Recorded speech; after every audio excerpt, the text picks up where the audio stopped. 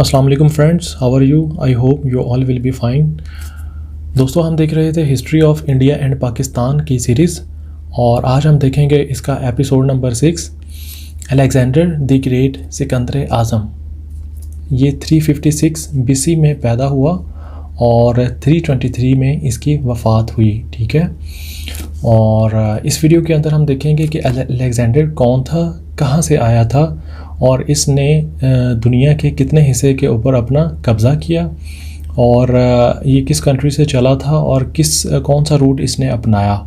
ठीक है, और कहाँ इसकी वफ़ात हुई, ये सब देखेंगे हम इस वीडियो के अंदर।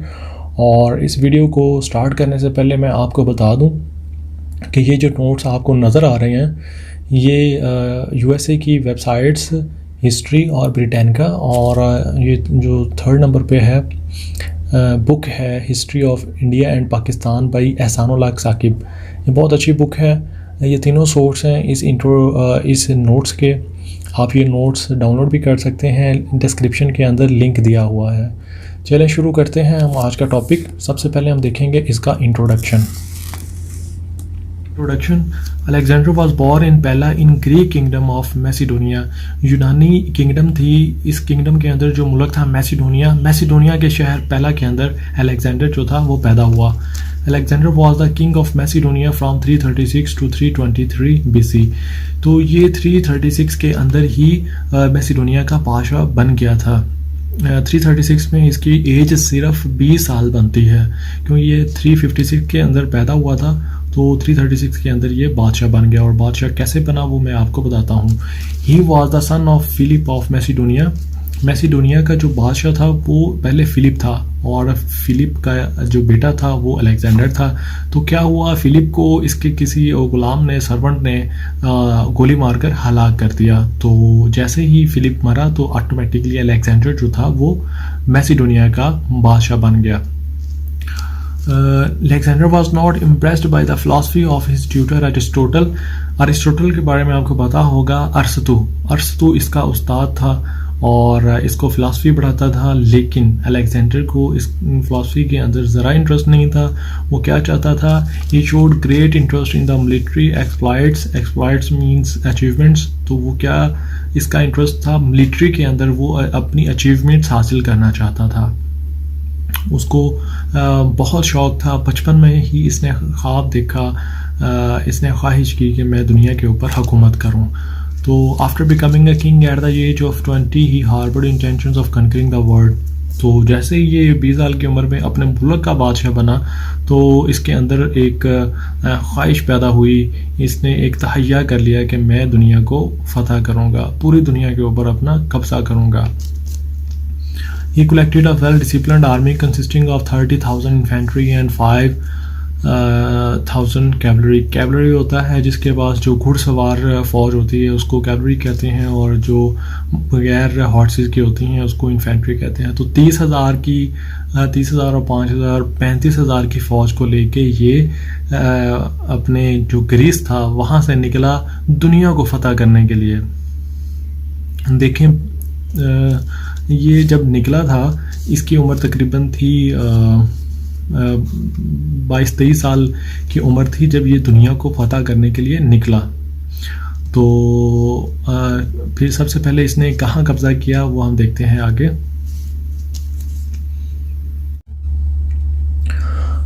उसके बाद क्या हुआ, कनकेस्ट of Persia, Egypt and Babylon.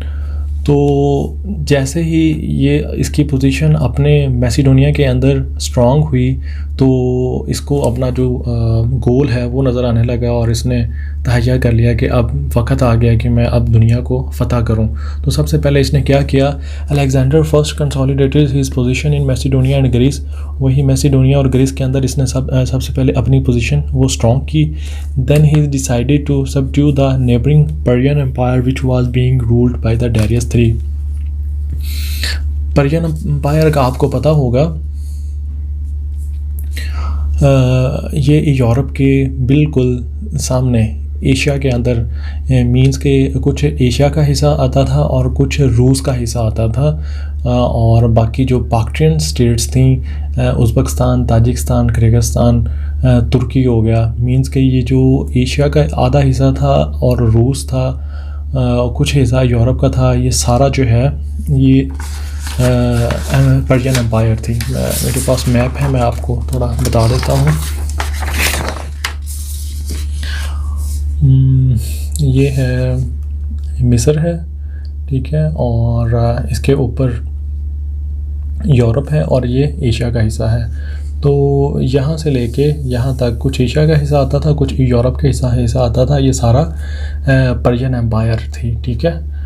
तो सबसे पहले इसने क्या किया, अपने नेबरिंग कंट्री जो सबसे इसका नेबर था वो पर्शियन एम्पायर थी, उसको इसने टारगेट किया। Then he decided to subdue the neighbouring Persian. वही Alexander invaded Persia in 331 BC, defeated Darius in the decisive battle of Arbela. तो सबसे पहले इसने पर्शियन एम्पायर को शिकस्त दी और वो एक ज़बरदस्त किस्म की जंग लड़ी इसने। अर्बेला जंग के अंदर इसने डेरियस को शिकस्त दी थी। Then in the same year he conquered the Babylon hanging garden. Babylon जो है ये इजिप्ट का एक शहर था जिसको हैंगिंग गार्डन भी कहते हैं। हैंगिंग गार्डन इसलिए कहते थे कि बैबलन के अंदर एक बहुत बड़ी इमारत थी। इमारत की छत पर लोगों ने मट्टी जमा करके ऊपर बाग बनाया हुआ था जिसके अंदर दरख्त, पौधे और जो थी बेलें लगी हुई थी। जब बेलें जो हैं वो इमारत से नीचे झुकी होती थी तो दूर से ऐसे लगता था कि जैसे कोई बाग लटक रहा है, तो इसीलिए इसका नाम हैंगिंग गार्डन के नाम से जाना गया। फिर क्या हुआ जी, बैबलन को भी इसने फतह याब कर लिया। उसके बाद after 2 years in 332 BC Alexander march to Egypt where Egyptian empire was in rule. Egypt मिस्र को कहते हैं। ये देखें कि पहले यूरोप से निकला, यूरोप से सीधा एशिया में गया, पर्शियन एम्पायर के ऊपर कब्ज़ा किया और वहाँ से इसने वापस से टर्न लिया और मिस्र के अंदर आ गया। मिस्र में क्या हुआ देखते हैं। Egypt didn't give him a tough time, rather people welcomed the Alexander। क्योंकि मिस्र के अंदर जो रूलर्स होते थे, हुक्मरान होते थे, वो अपनी आवाम के ऊपर बहुत ज़्यादा जुल्म करते थे। तो इसको अलेक्जेंडर को लोगों ने बड़ा वेलकम किया कि शायद ये एक अच्छा हुक्मरान साबित होगा, और तो इजिप्ट के अंदर इन्हें ज़्यादा मुश्किल नहीं हुई और आसानी से इन्होंने इजिप्ट के ऊपर कब्ज़ा कर लिया। उसके बाद क्या हुआ, after conquering the Egypt he made a city in Egypt and called it Alexandria. तो इजिप्ट पे कब्ज़ा करके इसने इजिप्ट के अंदर एक शहर बनाया और उसको अपने नाम से मंसूब किया और उसका नाम रखा अलेक्जेंड्रिया। यहाँ तक आपको क्लियर हो जाना चाहिए कि अलेक्जेंडर जो था इसने सबसे पहले अपने नेबर कंट्रीज़ पर्शियन एम्पायर पर कब्ज़ा किया, फिर इजिप्ट के बैबलन पर और फिर इजिप्ट पर, ठीक हो गया। उसके बाद क्या किया, सबजुगेटिंग ऑफ सेंट्रल एशिया। उसके बाद क्यों यूरोप जो था, क्या नाम है, इजिप्ट जो था, चूँकि अफ्रीका के अंदर आता है, तो ये अफ्रीका का इसने रूट अपना कर फिर वापस को टर्न लिया एशिया के अंदर। इसको लगा कि जो है अफ्रीका मेरे लिए नहीं है, जो मुझे एशिया के अंदर जाना है और वहाँ का जो मॉडरेट किस्म का एनवायरनमेंट है इसके ऊपर कब्ज़ा करना है। After annexing Egypt and Babylon to his empire he turn his attention toward central Asia. वही इसने इजिप्ट और बैबलन के ऊपर कब्ज़ा करने के बाद अपनी अटेंशन जो है वो सेंट्रल एशिया की तरफ कर ली। When Alexander reached at Samarkand and there he said a famous quote, Samarkand is more beautiful than I could have imagined। तो अफ़गानिस्तान का जो इलाका है समरकंद, यहाँ जब ये पहुँचा तो इसने एक बड़ा ही मशहूर कोट कहा कि समरकंद के बारे में मैंने जितना सुना था, जितना इमेजिन किया था, ये इससे भी ज़्यादा खूबसूरत है। Where he married to Roxana, the daughter of most powerful Bactrian chief Oxyartus। तो इसने क्या किया, बाक्ट्रियन जो स्टेट्स थी वो इसको कहते हैं उज़्बेकिस्तान, ताजिकिस्तान, किर्गिस्तान, और ये स्टेट्स जो थी वो ये बाक्ट्रियन स्टेट्स कहलाती हैं। इन स्टेट्स का जो चीफ था ऑक्सियार्टस, उसकी जो बेटी थी रोक्साना के साथ इसने वहाँ शादी भी की। Till 328 BC he conquered the Afghanistan and Iran and called the modern Afghanistan and Asia. ये देखें 331 में ये ऊपर मेंशन है, 331 में ये अपने निकला था वहाँ से अपने मुल्क से, और ये देखें 328 इसको 7 साल लगे। ठीक है, ये 2-3 जो कंट्रीज़ हैं मेन इनको फ़तह करने में इसको 8 साल लगे। ठीक है, तो 328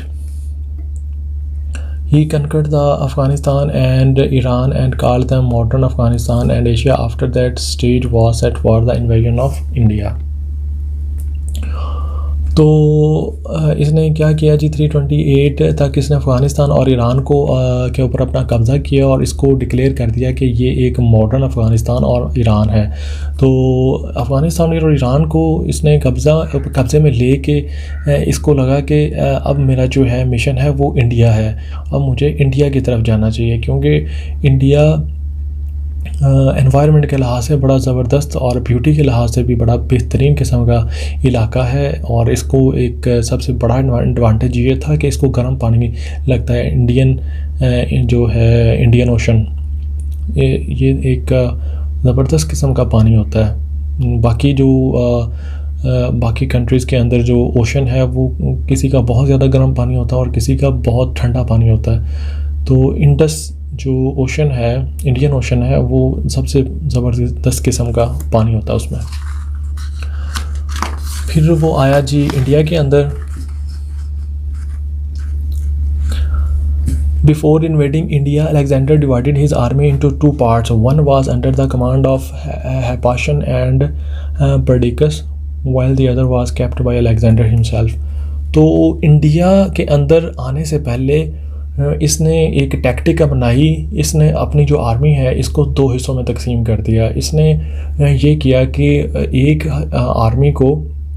आर्मी के किसी को इंडिया के अंदर पहुंचा दिया और एक को जो इंडिया के बाहर सराउंडिंग था वहाँ रखा। देखते हैं आगे। He himself led the army to deal with the hilly tribes. चूँकि इंडिया की सराउंडिंग में बहुत बड़े बड़े माउंटेन रेंजेस हैं। चाइना वाली साइड पे कराकोरम रेंज है और अफ़गानिस्तान वाली साइड पे हिंदुकुश रेंजेस हैं। ऐसे ही वो अगर इंडिया वाली साइड पे आ जाए तो हिमालय रेंज है। ठीक है, तो जो इंडिया सब कॉन्टिनेंट है ये पहाड़ों के दरमियान घिरा हुआ है। तो इन पहाड़ों के ऊपर कुछ ट्राइब्स रहते थे और इनसे बचने के लिए इसने क्या किया, अलेक्जेंडर ने कहा कि मेरी आधी आर्मी इंडिया के अंदर घुस जाए और बाकी जो है वो सराउंडिंग के ऊपर जो ट्राइब्स बैठे हैं उसके साथ लड़ेगी। ठीक हो गया। और वो कौन कौन से ट्राइब्स थे? He defeated 2 king Aspasioi and Ashvakayanas, they were leaders of 2 tribes. ये 2 लीडर्स थे 2 बड़े ट्राइब्स के जो वो पहाड़ों के ऊपर रहते थे।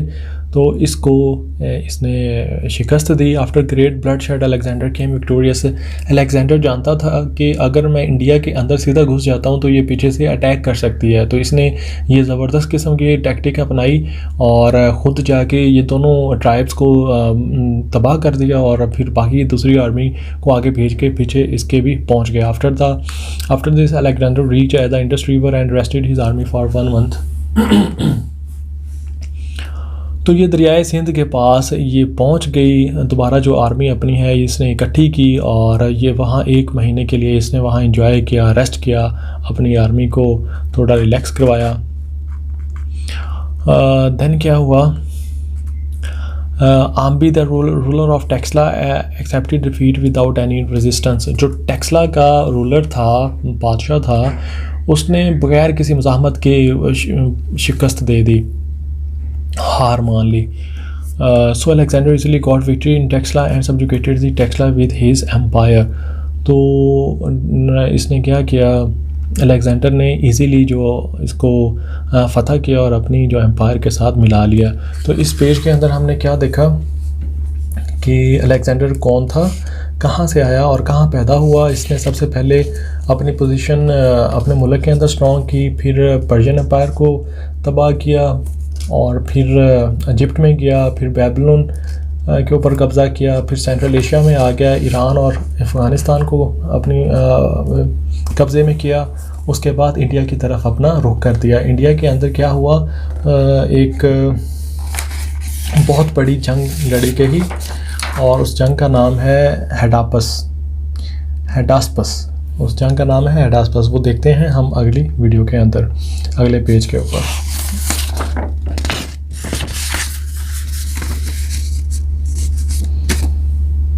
नेक्स्ट टॉपिक है battle of Hydaspes. The territory east to the Taxila belong to a brave king called Porus. Taxila के जो ईस्ट में था, मशरिक में था इलाका, इसको झेलम भी कहते हैं, और इस इलाके के ऊपर जो बादशाह था वो पोरस था। ठीक है, झेलम पर 330 में पोरस का जो था वो कंट्रोल था। His domain extended between the Hydaspes and the Chenab river. तो इसके पास काफ़ी सारा एरिया था। दरियाए झेलम और दरियाए चिनाब के दरमियान जितना भी इलाका था वो पोरस का कंट्रोल था इसके ऊपर। Porus decided to give the Greek king a stiff fight. तो पोरस एक बड़ा दिलेर और निडर किस्म का बादशाह था। तो इसने एक बड़ा स्टिफ जो फाइट थी वो इसने अलेक्जेंडर को दी। बड़ा ब्रेवली लड़ा था अलेक्जेंडर के साथ। Alexander reached Hydaspes. The army of Porus was assembled on the other side of the Jhelum river. तो जैसे ही अलेक्जेंडर हेडास्पस पहुंचा तो पोरस ने अपनी सारी जो है फौज झेलम रिवर के ऊपर जमा कर ली। Alexander's army cross the river 6 miles up the camp and fell upon the army. तो इसने दरिया झेलम को अलेक्जेंडर ने क्रॉस किया और दुश्मन के ऊपर टूट पड़ा। The soldier of Porus fought bravely but they couldn't match the superior tactics of the Greeks. Porus की फ़ौज ने ज़बरदस्त किस्म का दिफा किया, ज़बरदस्त किस्म की लड़ाई की, लेकिन वो जो यूनान की जो टैक्टिक्स थी लड़ने की, जो उनके पास स्किल्स थी, उनका मुकाबला वो नहीं कर पाई, क्योंकि वो यूरोप से आए थे और ये इंडिया सब कॉन्टिनेंट के अंदर रहते थे। इनके दरमियान जो टेक्नोलॉजी का था वो बहुत ज़्यादा डिफरेंस था। तो ये मुकाबला नहीं कर पाए अलेक्जेंडर का। तो आखिरकार इनको शिकस्त खाना पड़ी अलेक्जेंडर से। Porus himself fought on an elephant but was seriously wounded. Porus खुद हाथी के ऊपर एंड तक लड़ता रहा और बहुत ज़्यादा इसको ज़ख्म लगे, बहुत ज़्यादा ज़ख्मी हो गया। उसके बावजूद भी ये लड़ता रहा। He was captured and taken to the Greek king. At the end इसको पकड़ा और अलेक्जेंडर के सामने पेश किया गया। तो यहाँ एक बहुत ही मशहूर एक क्वेश्चन था जो अलेक्जेंडर ने किया, आपने पहले सुना भी होगा। क्या वो देखते हैं। Alexander greeted his brave adversary and asked him how he would like to be treated. तो सबसे पहले अलेक्जेंडर ने पोरस की तारीफ़ की कि भाई आप ज़बरदस्त आपने मुकाबला किया है। आज तक जितनी मैंने जंगें लड़ी हैं ऐसा बादशाह नहीं देखा मैंने। तो फिर क्योंकि अलेक्जेंडर भी एक आज़ाद ख्याल और एक अप्रिशिएट करने वाला आदमी था, तो इसने पोरस को कहा कि हाँ पोरस, मैं तुम्हारे साथ कैसा सलूक करूँ। तो पोरस ने क्या कहा, Porus replied that he should be treated like a king. तो पोरस ने कहा कि मैं एक बादशाह हूँ और मुझे एक बादशाह ही की तरह ट्रीट किया जाए। तो आगे से अलेक्जेंडर ने क्या किया, Alexander was pleased from his bold reply and restored his kingdom to him. तो अलेक्जेंडर बड़ा इंप्रेस हुआ कि ये देखें अपनी इतनी फ़ौज मरवा के शिकस्त खा कर और फिर भी ये इतना बोल्ड रिप्लाई कर रहा है कि भाई मैं एक बादशाह हूँ और मुझे बादशाह की तरह ही ट्रीट किया जाए।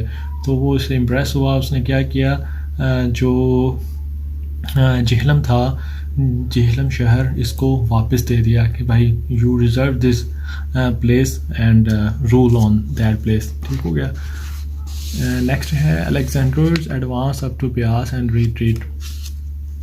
दरियाए ब्यास आपने बहुत सुना होगा। ये इंडिया के अंदर भी है और पाकिस्तान में भी ये मौजूद है। आजकल ये इनएक्टिव है, गैर फ़ाल है, चलता नहीं है दरियाए ब्यास, लेकिन इन पास्ट ये प्रॉपर दरिया होता था। ब्यास ये ज़िला पाकिस्तान के ज़िला उकाड़ा के अंदर भी तक ये ब्यास आता है। After defeating Porus, Alexander advanced eastward and crossed the Chenab River. तो अलेक्जेंडर ने क्या किया, पोरस को शिकस्त दे के मशरक़ की तरफ दरियाए चनाब की तरफ आगे मूव किया. Glausae try to check his advance but their army were routed. तो ग्लॉसिस दरियाए चनाब. नेक्स्ट टॉपिक है Alexander's advance up to Beas and retreat. तो ब्यास जो है, ये दरियाए ब्यास है, ये इंडिया के अंदर भी एग्जिस्ट करता है और पाकिस्तान के अंदर भी, लेकिन आजकल जो है ये गैर फ़ाल है, इनएक्टिव है, इसमें पानी नहीं बहता. लेकिन इन पास्ट ये प्रॉपरली वर्किंग था और इसके अंदर पानी भी बहता था. After defeating Porus, Alexander advanced eastward and cross the Chenab river. तो पोरस को शिकस्त देने के बाद अलेक्जेंडर प्रॉपर आगे बढ़ता गया और मशरक़ की तरफ चिनाब को क्रॉस करके आगे इंडिया सब कॉन्टिनेंट के अंदर पहुंच गया. Glausae try to check his advance but their army were routed. Glausae ये एक फ़ीमेल रूलर थी, एक गुलासाई ट्राइब था. इसकी ये जो थी रूलर थी, इसको भी इसने शिकस्त दी. The newly conquered area were put in the charge of king Porus. तो ये पोरस से इतना जो है वो इम्प्रेस हुआ, इसने जो इंडिया के और भी जो इलाका था इसको फ़तह करने के बाद इसको किंग पोरस के अंडर दे दिया गया. Then Alexander crossed Ravi. There he met a stiff resistance from Kathaioi of Sangala Sialkot. तो दरियाए रावी पर पहुंचकर जब इसको क्रॉस किया तो ये एक इलाका सांगला, जो आजकल मॉडर्न नेम जो है इसका सियालकोट है, मीन्स के अलेक्जेंडर द ग्रेट सिकंदर आज़म 323 के अंदर सियालकोट तक पहुंचा था. वहाँ क्या हुआ, however Alexander suppressed them with a brutal hand and as a many as 17,000 person were killed. Sialkot का जो रूलर था उसने भी एक ज़बरदस्त किस्म की रेजिस्टेंस की. तो इस रेजिस्टेंस में सियालकोट के तकरीबन 17,000 जो लोग थे वो मारे गए और 70,000 के करीब लोग कैदी हुए थे. The neighbouring cities like Saubhuti were overawed by Alexander's might and laid down their arms without fighting. तो नेबरिंग जो सिटीज़ थे, एग्ज़ाम्पल दे रहे हैं साबूती, वो अलेक्जेंडर का जो की जो फतह याबियाँ थीं वो देखकर ही इसने अपने जो हथियार डाल दिए और शिकस्त ले ली. एंड दस on a victory note Alexander continued his advance till he reached the Beas. तो दरियाए ब्यास तक ये इसने सारा इलाका फ़तह किया और दरियाए ब्यास के ऊपर पहुंचकर क्या हुआ, by this time the Greek soldiers were tired of incessant fighting. मुसलसल जो लड़ाइयाँ कर करके, फ़तह याबियाँ हासिल कर करके, ये देखें, ये तकरीबन ये बात है 326 की. तो 326 तक ये मींस के ये शुरू हुए थे, 20 साल की उम्र में था और ये तकरीबन पहुंच गया था 30 साल की उम्र तक पहुंच गया था. तो 10 साल हो गए थे इनको लड़ते हुए मैदान जंग के अंदर. तो 10 साल पहले ग्रीस से निकले हैं और दरियाए ब्यास तक पहुंच गए हैं. इसकी आर्मी लड़ लड़ के थक गई है और इसकी आर्मी जो कह रही है वो हाथ जोड़ रही है कि हम और नहीं लड़ सकते.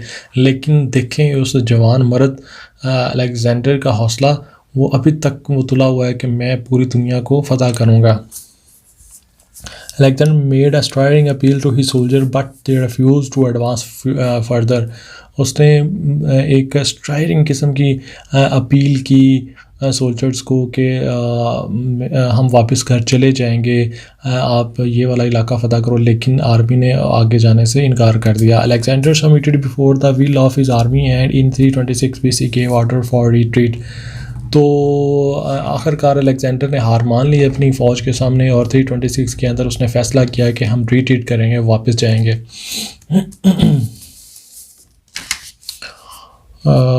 नेक्स्ट है जी, here Alexander divided his army into 2 parts. One part of army was sent to Greece under Nearchus by sea road. तो आधी आर्मी को इसने क्या किया, वापस ग्रीस भेज दिया और आधी आर्मी को लेके बेबलन पहुंच गया। बेबलन में ही second part was led by Alexander himself. He adopted the land route and reached Babylon. आधी आर्मी को इसने वापस ग्रीस अपने घर भेज दिया और आधी आर्मी को लेके बेबलन पहुंच गया। Here Alexander fell seriously ill and died in 323 BC when he was hardly 33 years of age. तो आर्मी ने अलेक्जेंडर ने अपनी आधी आर्मी को घर भेज दिया और आधी आर्मी बेबलन में ले गया और वहाँ अलेक्जेंडर बीमार हो गया एट द एज ऑफ 33। सिर्फ 33 साल की उम्र में इसने 3 बड़े आज़मों के ऊपर अपना जो है वो फतह याबी हासिल की और आखिरकार 33 साल की उम्र में आई डोंट नो किस बीमारी की वजह से वो हलाक हो गया। ठीक है, मैं अब दोबारा आपको एक शॉर्ट सी समरी बता देता हूँ कि और रूट भी समझा देता हूँ कि अलेक्जेंडर कहाँ से आया और कहाँ गया। अलेक्जेंडर ये पहला के अंदर पैदा हुआ मैसिडोनिया में। ठीक है, वहाँ से निकला तो ये सारा एरिया जो है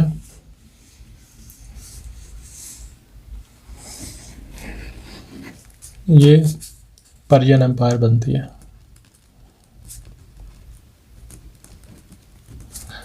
सबसे पहले आया मैसिडोनिया के अंदर, इसने अपने आप को स्ट्रॉन्ग किया।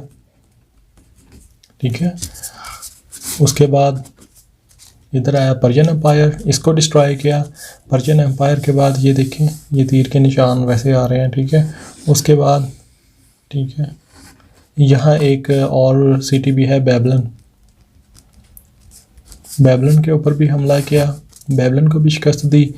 पर्शियन एम्पायर, बेबलन और उसके बाद इजिप्ट के बाद फिर वापस गया सेंट्रल एशिया में ये जो है बाक्ट्रियन स्टेट्स, अफ़गानिस्तान है इधर, अफ़गानिस्तान एंड ईरान। ठीक हो गया, ईरान पे कब्ज़ा किया और साथ में बाक्ट्रियन स्टेट्स को भी, और इसने साथ ही ये इंडिया सब कॉन्टिनेंट।